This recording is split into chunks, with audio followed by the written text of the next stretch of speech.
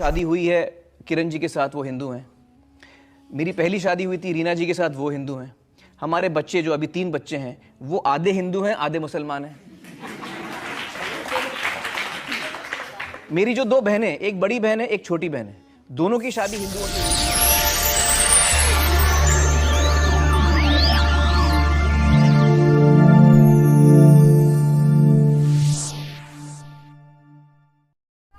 अस्सलाम वालेकुम नाजरीन, आज फिर हाजिर हुआ हूँ एक नए वीडियो के साथ, जिसमें हम आपको दिखाएंगे कि आमिर खान जिसकी शादी किरण जी से हुई है जो कि गैर मुस्लिम है, और आमिर खान की 2 बहन की शादी भी गैर मुस्लिम से हुई है, तो क्या शरीयत इस चीज़ की इजाज़त देता है? चलिए देखते हैं डॉक्टर जाकिर साहब क्या कहते हैं।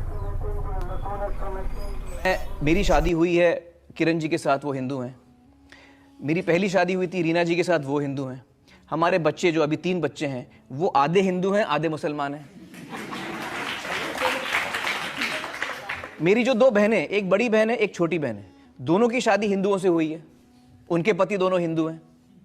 जो मेरे चचेरे भाई हैं मंसूर, उनकी शादी हुई है क्रिश्चियन के साथ, जो वो मेरी कज़न है, मेरे चचा की बेटी। उनकी पहली शादी हुई थी बंगाली लड़के के साथ, दूसरी शादी हुई कश्मीरी पंडित के साथ। हेलो डॉक्टर साहब, मेरा नाम है रुमा गुप्ता और मैं ग्रेजुएट कर चुकी हूँ।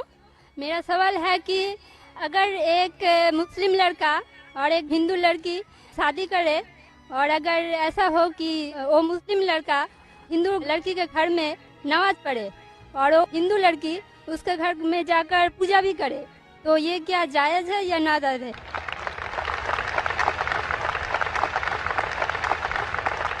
बहन का अच्छा सवाल है कि अगर एक मुसलमान लड़का हिंदू लड़की से शादी करता है तो क्या वो मुसलमान लड़का हिंदू के घर में जाके नमाज पढ़ सकता है, और क्या वो लड़की मुसलमान के घर में पूजा कर सकती है? नहीं। सबसे पहले कुछ शराइत है हर चीज़ के।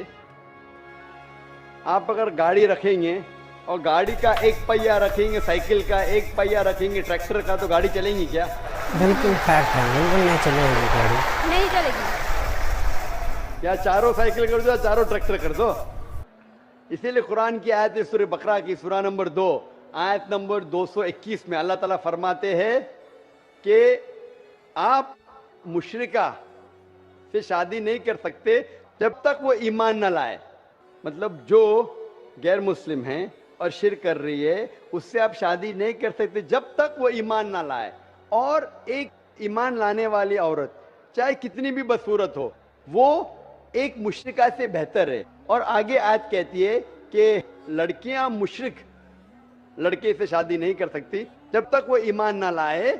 एक मोमिन आदमी चाहे कितना भी बदसूरत हो, वो बेहतर है बनिस्बत जो शिर्क करता है।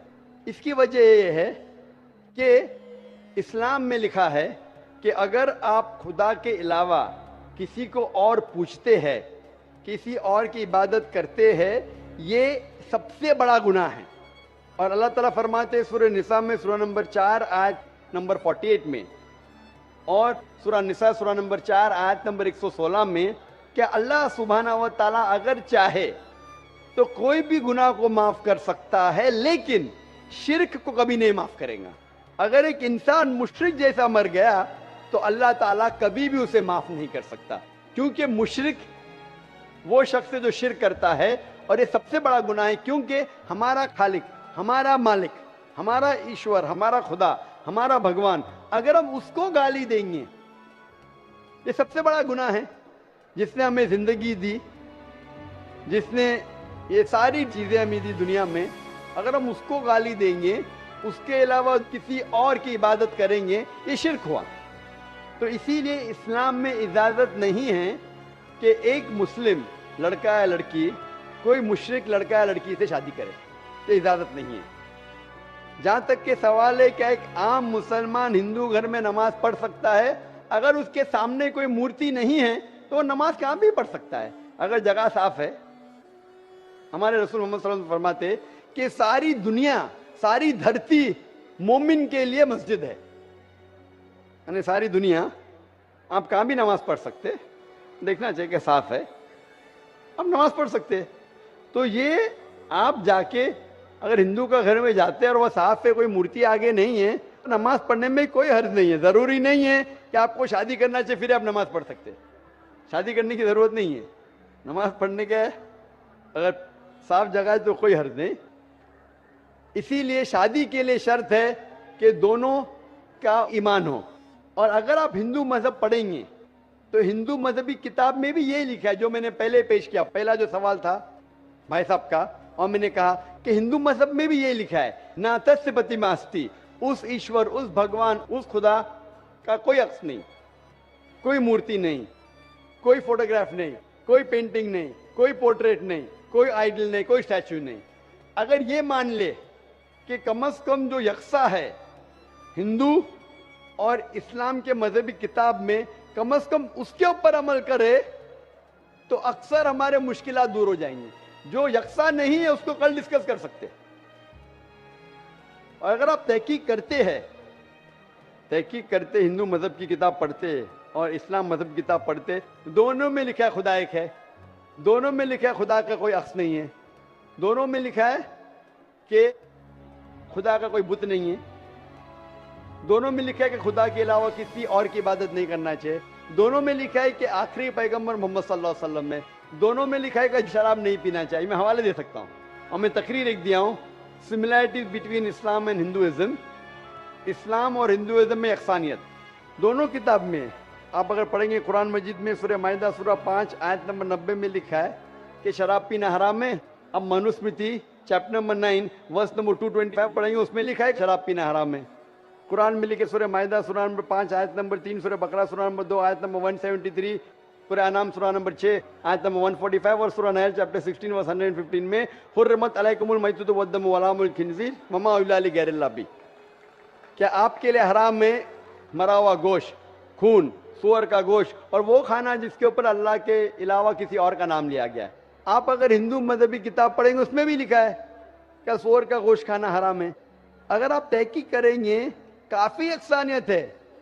इस्लाम मजहबी किताब में लिखा है कुरान में सूरह नूर में सूरह नंबर 24 आयत नंबर 30 और 31 के अंदर हिजाब के बारे में, औरत को अल्हम्दुलिल्लाह हिजाब में होना चाहिए, सर से ढका होना चाहिए उसका जिस्म, सिर्फ जो दिख सकता है वो चेहरा और हथेली तक के। आप अगर हिंदू मजहब किताब पढ़ेंगे ऋग्वेद बुक नंबर 8 में लिखा है और ऋग्वेद बुक नंबर 10 में भी लिखा हुआ है कि औरत को अपने सिर के पल्लों को डालना चाहिए चेहरे पे।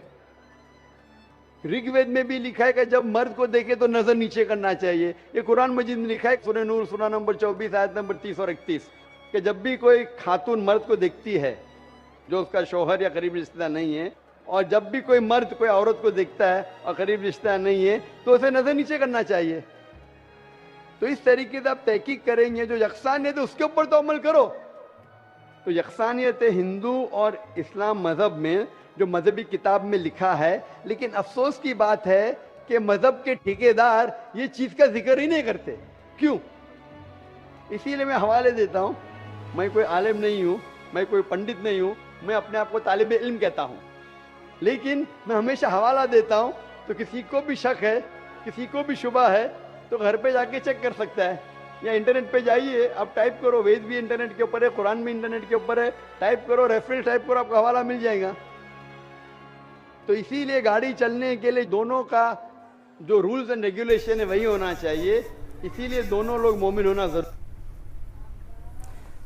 तो देखा वीडियो में एक हिंदू लड़की सेम यही सवाल करती है कि हिंदू और लड़का और मुसलमान लड़का और हिंदू लड़की अगर शादी कर ले तो मुसलमान लड़का हिंदू के घर में नमाज पढ़ सकता है या नहीं, और हिंदू लड़की मुसलमान के घर में पूजा कर सकती है या नहीं।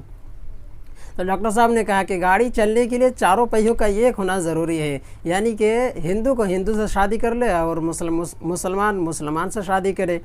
और अगर कोई हिंदू लड़की या लड़का मुसलमान से शादी करना चाहे तो पहले उसे इस्लाम कबूल करना होगा, उसके बाद ही वो शादी कर सकता है। तो चलिए मिलते हैं अगले वीडियो में, तब तक के लिए अस्सलाम वालेकुम व रहमतुल्लाह।